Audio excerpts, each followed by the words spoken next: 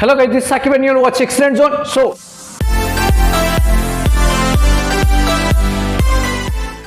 क्या आप अभी क्लास 11th में, राइट? आप अभी क्लास 11th में और महाराष्ट्र बोर्ड में पढ़ रहे हो, राइट?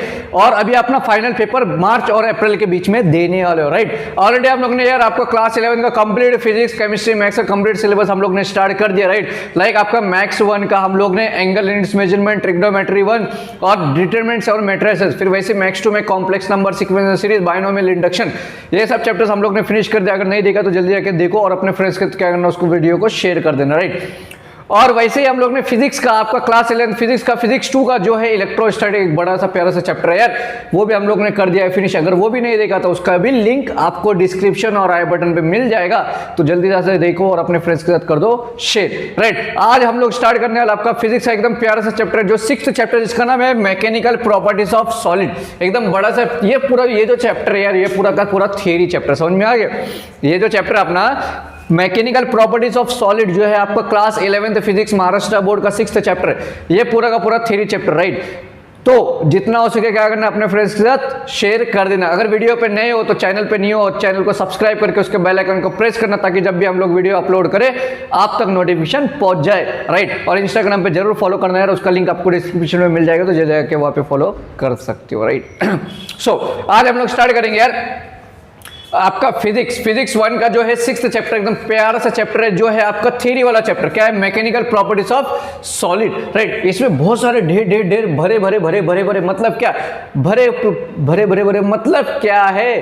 पूरा भरा पड़ा हुआ है। क्या पड़ा हुआ है सर? क्या पूरा का पूरा थ्योरी, पूरा का पूरा डेफिनेशन हम लोग पढ़ने वाले हैं इस चैप्टर में, राइट? चलो करते हैं स्टार्ट। सो अगर वीडियो अच्छा लग रहा है लाइक करो, शेयर करो, सब्सक्राइब जरूर करना, राइट? चलो बढ़ते। सो पहला क्या है इसमें, जो मैकेनिकल प्रॉपर्टीज ऑफ सॉलिड है, उसमें पहला डीफॉर्मिंग फोर्स। क्या बोलता है? डीफॉर्मिंग फोर्स। तो सबसे पहले बात हम लोग देखेंगे कि डीफॉर्मिंग फोर्स एक्चुअल में है क्या, राइट? डीफॉर्मिंग फोर्स एक्चुअल में है क्या, वो चीज देखेंगे, राइट? तो देखो डेफिनेशन क्या बोलता है, when a force is applied to a solid, जब कभी भी हम कोई भी एक सॉलिड लेंगे, फॉर एग्जांपल कोई भी एक सॉलिड है, जब उस पर हम लोग फोर्स क्या करेंगे, अप्लाई करेंगे, क्या करेंगे, उसके ऊपर फोर्स अप्लाई करेंगे, which is not to free to move, मतलब एक ऐसा सॉलिड लेना जो मतलब मूव नहीं करता हो, राइट? और उस पर हम लोग क्या करेंगे, फोर्स लगाएंगे। उसका देखो, उसका क्या आएगा, द साइज और शेप, या तो साइज या तो शेप या तो दोनों चेंज हो रहा है due to relative position of the molecules. मतलब क्या है, देखो कभी भी अगर पूछा व्हाट इज डीफॉर्मिंग फोर्स, अगर किसी ने, कोई टीचर ने पूछ लिया, तो सिंपल आप क्या बोलोगे, जब कभी भी कोई भी एक सॉलिड हम लेते हैं, उस सॉलिड पर जब हम लोग क्या करेंगे, फोर्स अप्लाई करेंगे, और उस सॉलिड पे फोर्स अप्लाई करने के बाद जब उस सॉलिड का शेप या साइज या दोनों भी चेंज हो रहा है, तो उसको हम लोग क्या बोलेंगे, कौन सा फोर्स बोलेंगे? Such force is called as deforming force. बात खत्म, समझा? डीफॉर्मिंग फोर्स क्या, और एक बार देखेंगे, और एक बार देखेंगे।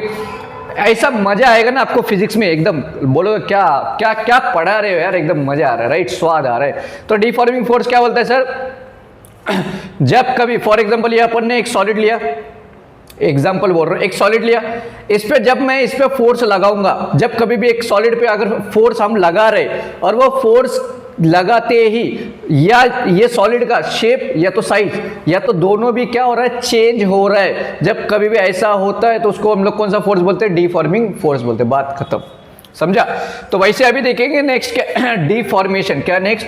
डीफॉर्मेशन। डीफॉर्मिंग फोर्स तो देख लिया, अभी देखेंगे डीफॉर्मेशन क्या है। द चेंज इन शेप और साइज और both of the body due to external force is called deformation. मतलब वही चीज है, जब कभी भी कोई भी बॉडी है उस पर जब एक्सटर्नल फोर्स लगता है, और उस एक्सटर्नल फोर्स लगते ही जब कभी भी उस बॉडी का शेप या साइज या दोनों भी चेंज हो रहा है, तो उसको हम लोग बोलेंगे डीफॉर्मेशन। बात खत्म। चलो अभी बढ़ते हैं नेक्स्ट पे। नेक्स्ट है अपना परफेक्टली इलास्टिक। क्या है? परफेक्टली इलास्टिक या परफेक्टली इलास्टिसिटी, राइट? ऐसा देखेंगे तो if a body regains its original shape and size completely and instantaneously upon removal of deforming force, then it is said to be a perfectly elastic, or the property is said to be a perfectly elasticity। मतलब क्या actual में देखो, perfectly elastic क्या होता है, if a body regains its original shape and size complete. देखो मतलब क्या है, फॉर एग्जांपल ये अपना सॉलिड है, फॉर एग्जांपल ये बॉडी है, इस बॉडी पे जब मैं फोर्स लगाऊंगा, क्या लगाऊंगा, इस बॉडी पे जब मैं फोर्स लगाऊंगा तो इस बॉडी पे क्या होगा, इसका शेप और साइज क्या होगा, चेंज हो जाएगा। तो ऐसा जब होता है उसको हम लोग क्या बोलते हैं, डीफॉर्मिंग फोर्स, राइट। अभी इसका उल्टा देखो, अभी इस पे ऑलरेडी डिफॉर्मिंग फोर्स लगा हुआ है जिसकी वजह से इसका शेप और साइज क्या होगा, चेंज। हाँ, तो जब कभी भी कोई बॉडी का शेप और साइज जो बिगड़ा हुआ है किसकी वजह से, डिफॉर्मिंग फोर्स की वजह से, जब वो डिफॉर्मिंग फोर्स जब हम वापस से हटाएंगे और इसका शेप और साइज या दोनों भी ये जब बिगड़ा हुआ था वो ओरिजिनल पोजीशन पे आएगा। कब आएगा, जब डिफॉर्मिंग फोर्स निकालेंगे।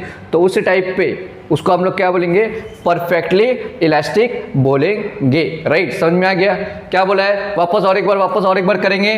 परफेक्टली इलास्टिसिटी क्या होता है, जब कभी भी कोई भी बॉडी पे जब हम लोग ने डिफॉर्मिंग फोर्स लगाया जिसकी वजह से उसका शेप और साइज क्या होगा, चेंज होगा। राइट, तो वैसे ही जब हम लोग ये डिफॉर्मिंग फोर्स इसका निकालेंगे, इस बॉडी पे डिफॉर्मिंग फोर्स पहले लगा हुआ था, जब कभी भी हम लोग इस बॉडी का कोई भी एक सॉलिड बॉडी का डिफॉर्मिंग फोर्स निकालते हैं और डिफॉर्मिंग फोर्स निकालते ही इसका शेप और साइज वापस से पहले जैसा होता है तो उसको हम लोग क्या बोलेंगे, परफेक्टली इलास्टिक। वही बोला ना, देखो ना, if a body regains its original shape and size completely and instantaneously upon removal of deforming force then it is said to be perfectly elastic. मतलब वही चीज है ना, कोई भी बॉडी का शेप चेंज हो गया तो जैसे ही वापस से डिफॉर्मिंग फोर्स वापस निकाल दिया और वो अपने ओरिजिनल पोजीशन पे चले गया, शेप और साइज पे चले गया, तो उसको हम लोग क्या लेंगे, परफेक्टली इलास्टिक। अभी नेक्स्ट है अपना प्लास्टिसिटी। ओ, प्लास्टिक के बारे में बात कर रहे हो सर। नेक्स्ट है अपना प्लास्टिसिटी।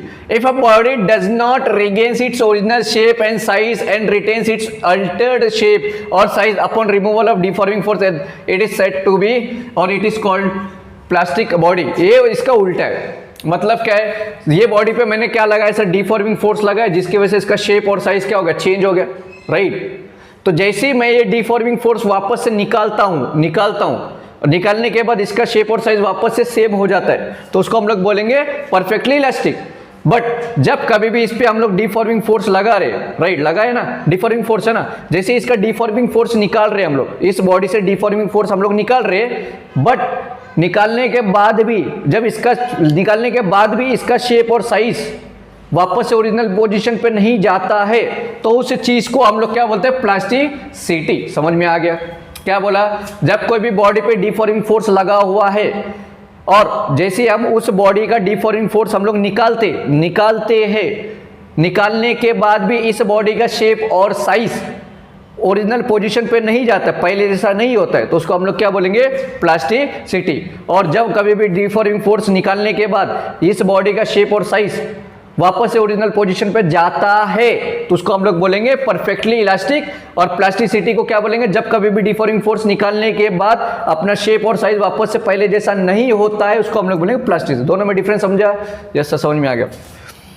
अभी नेक्स्ट है सर स्ट्रेस। सर स्ट्रेस की बात कर रहे हो, बहुत टेंशन है ना, बहुत ज़्यादा टेंशन है, स्कूल का टेंशन है, बाहर का कुछ टेंशन है, किसी और चीज़ का टेंशन है। राइट, वो स्ट्रेस के बारे में हम लोग बात नहीं कर रहे। राइट, फिजिक्स में स्ट्रेस का मतलब कुछ और है, समझा? उस स्ट्रेस को मतलब रिलेट नहीं करना है आपको। राइट, तो स्ट्रेस मतलब क्या होता है, द इंटरनल रिस्टोरिंग फोर्स। देखो डायरेक्ट डेफिनेशन बता रहा हूं, the internal restoring force per unit area of a body is called stress. Stress मतलब क्या होता है, कोई भी बॉडी का कितने एरिया पे कितना रिस्टोरिंग फोर्स लगा हुआ है उसको हम लोग क्या बोलेंगे, स्ट्रेस बोलेंगे। क्या बोला है, द इंटरनल रिस्टोरिंग फोर्स, कोई भी बॉडी का जो अंदर का रिस्टोरिंग फोर्स है। रिस्टोर मतलब सपोज मैंने फोर्स लगाया, फॉर एग्जाम्पल मैं आपको ऐसा धक्का दे रहा हूँ, ऐसा तो आप भी तो मुझे मतलब डायरेक्ट गिर जाओगे नहीं ना, आप भी तो मुझे कुछ फोर्स लगाओगे ना। तो वही, तो जो फोर्स लगा उसको क्या बोलेंगे हम लोग, रिस्टोरिंग, मतलब रिस्टोर हो रहा है। राइट, गिरने की बजाय वापस से संभल रहा है। तो कोई भी बॉडी का जो रिस्टोरिंग फोर्स है, सिंपल डेफिनेशन याद रख लो, the internal restoring force per unit area of a body, मतलब कोई भी बॉडी का कितने एरिया पे कितना रिस्टोरिंग फोर्स लग रहा है। फॉर एग्जाम्पल ये बॉडी है, इस बॉडी का एरिया मतलब स्पेस है, इस स्पेस पे कितना रिस्टोरिंग फोर्स लग रहा है उसको हम लोग क्या बोलेंगे, स्ट्रेस बोलेंगे। तो फॉर डेफिनेशन वही है, deforming force upon area, restoring force या डिफॉर्मिंग फोर्स, बात एक ही है, फोर्स अपॉन एरिया, वेर जो अपना एफ के अपना रिस्टोरिंग फोर्स है उसका एसआई यूनिट जो होगा वो न्यूटन मीटर इनवर्स स्क्वायर हो जाएगा और डायमेंशन जो L-1 M1 T-2 हो जाएगा, याद रखना। राइट, तो ये चीज देख लिया। अभी हम लोग आगे बात करेंगे स्ट्रेन के बारे में। किसके बारे में? स्ट्रेन। तो स्ट्रेन क्या होता है? The ratio of change in dimension. क्या बोला? The ratio of change in dimension of the body to its original dimension. एकदम सिंपल सा है। अगर किसी ने पूछा कि स्ट्रेन क्या है सर, तो फर्स्ट चैप्टर में यूनिट्स एंड मेजरमेंट में हम लोग ने पढ़ा है, क्या पढ़ा है? डायमेंशन के बारे में पढ़ा है, राइट। जब कभी भी क्या करना है, ये क्या होता है? रेशियो। रेशियो मतलब डिवाइड करना है। स्ट्रेन मतलब क्या होता है कि देखो सपोज ये एक बॉडी, इसका डायमेंशन क्या हो गया? चेंज हो गया है। मैं क्या हो रहा है, इसका जो डायमेंशन ओरिजिनल डायमेंशन है वो क्या हो गया? चेंज हो गया। फॉर एग्जांपल में ऐसे समझना नहीं, इसका जो ओरिजिनल डायमेंशन था वो 10 था और वो चेंज होके हो गया 12। तो स्ट्रेन अगर फाइंड करने को बोला तो क्या करना है? कितना चेंज हुआ है उसको डिवाइड करना है, कितना ओरिजिनल है। समझ में आ गया? सिंपल। तो क्या होता है? Strain is what? The ratio of change in dimension of a body. कोई भी बॉडी का जो डायमेंशन है वो चेंज हो गया है, कितना चेंज हुआ है उसको डिवाइड करना है, किससे? ओरिजिनल कितना था, राइट। समझ में आ गया? Change in dimension upon original dimension. बात करता हूं। अभी नेक्स्ट आता है डेफिनेशन अपना टेंसाइल स्ट्रेस और लॉन्जिट्यूडिनल स्ट्रेस क्या है।